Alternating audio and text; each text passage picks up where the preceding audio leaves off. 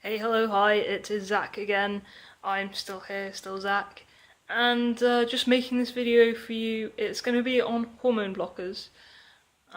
Specifically though, one called Prostap, and that's the brand name, but it's also, I think the American version of that is lupron. And the generic medical name for that is leucoprelin acetate. So yeah, that's a lot of words for you.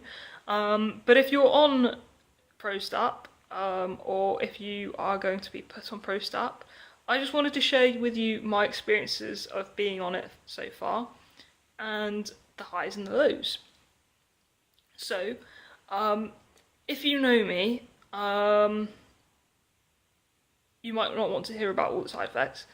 Um, so yeah, but if you're going through transition, FTM, perhaps MTF if you're still quite young, then yeah, let's talk about it. Let's share our experiences and connect with each other because it's not something that I've seen publicized much, especially on YouTube.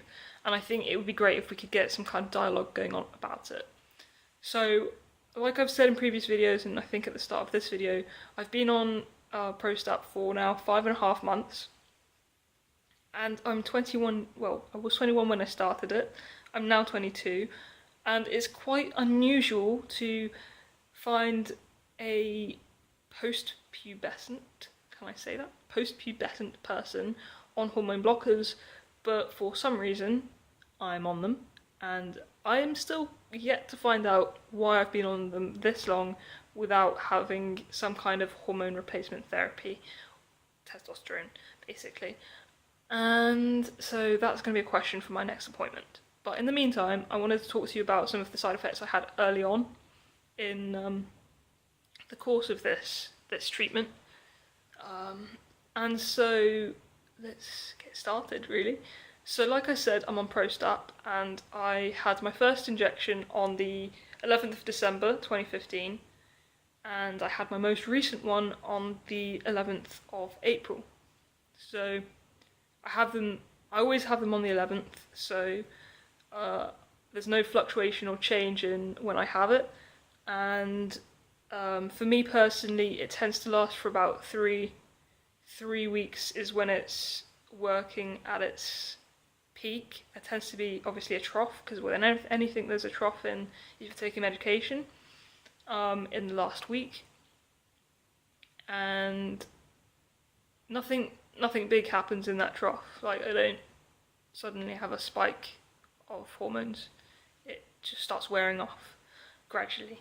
So let's talk about the initial side effects. So pretty much in the first day of having the shot, I was extremely tired. I was so tired. It was as if I'd been to the other side of the world and come back and was so jet lagged, but I had done nothing that day. No, that day I think I had finished uni or was at the end of uni for that term, and there was nothing. I was just exhausted, and I remember I had a blood test done that same day, and the blood test really, my arm was aching, but besides my arm aching, sorry, I had a really itchy eye, my whole body was aching, and I believe I was feeling quite sick. I don't fully remember. I should have written all this down. So yeah, that was the first day. I had it done in the morning, and that's how I felt for the rest of the day. Then the first month, I had a spike in my hormone levels. I remember that distinctly, which I hadn't worked out what it was at the time.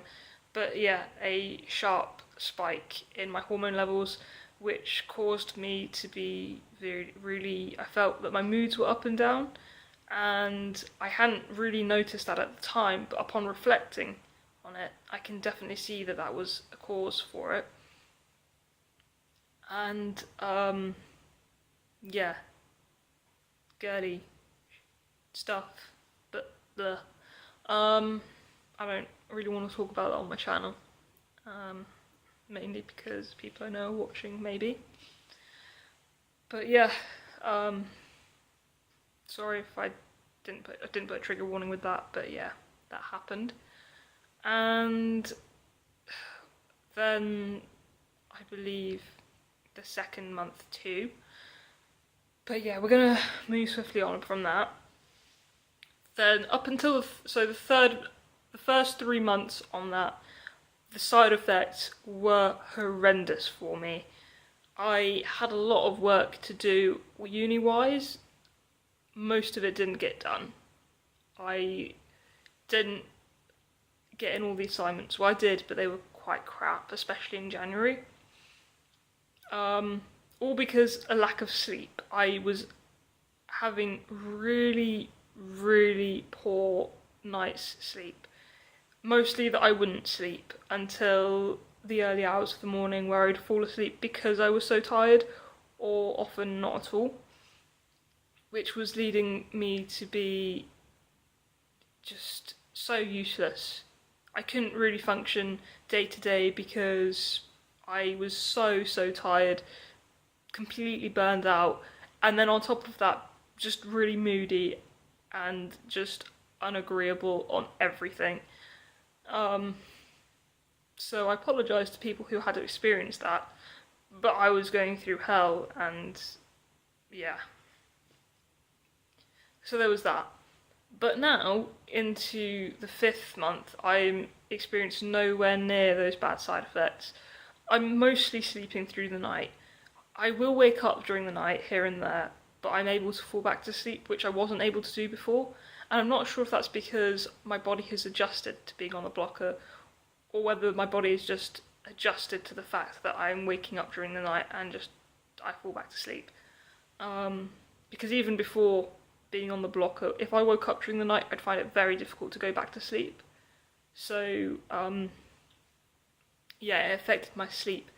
And I was getting headaches. Now, I'm not sure if that was like migraine related or hormone blocker related, but my vision and through the headaches was becoming not as it usually would be, and I'm still not sure whether that was the blocker or a migraine or what was what. I'm not sure. But if you watched some of my previous videos, you'll know that Dr. Kusal at the gender clinic, because I told him about the symptoms, that's one of the reasons that I wasn't put on T sooner.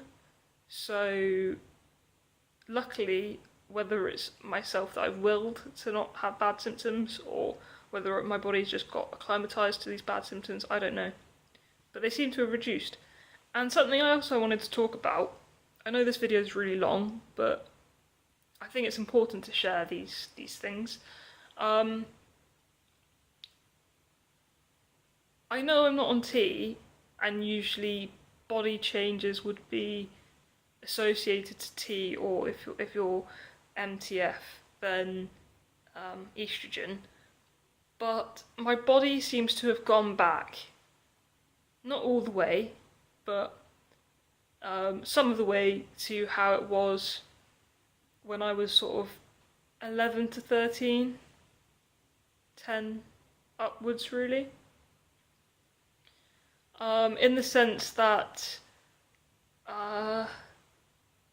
if you look at my t-shirt now, this t-shirt, yes, admittedly was slightly baggy, but not this baggy. And I feel that my arms have definitely gone back to how they were when I was sort of in year 7, year 8, year 6, year 6, 7 and 8, that sort of age. So sort of the muscle definition I have now, it probably looks pathetic,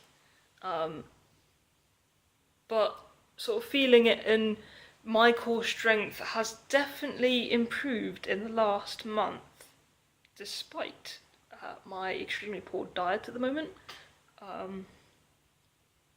I'm stressed and I stress eat and eat rubbish. So I've not been on some kind of fitness diet, I've been on the complete opposite, but my tone, definition, core strength has improved in the last month. Whereas before, I felt extremely tired, lethargic, and very weak. Similar to having the flu. I mean, my experience of blockers was basically having the flu for 4 months. And now I feel like I've picked up a bit and I feel a bit chirpier and even happier because the effects of not sleeping much, and I don't know if it was the blockers, but I was so down. But I'm finally picking up and feel a bit myself. Quite happy. Not obviously all the time, but I'm sleeping more and I'm feeling happier and I'm a bit more hopeful. If you've watched my previous video, I'm a bit more hopeful about getting tea. So fingers crossed. Yeah, so if you want to know any more, drop me a message through YouTube or Tumblr, or if you've got my Facebook, Facebook me. That's everything I've got to say for now. Sorry it was long. See you next time. Bye.